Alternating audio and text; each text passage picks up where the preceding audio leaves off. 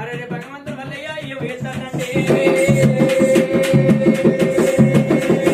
మరి అటువంటి గంట గొడవలు బట్టి చెట్టు నరుకుతాడు మొదలు ఎత్తాడు. ఒక చెట్టు నరుకుతుంటే 100 చెట్లు ఉడతా ఉన్నాయి, 100 చెట్లు నరుకుతుంటే 1000 చెట్లు ఉడతా ఉన్నాయి ఆట.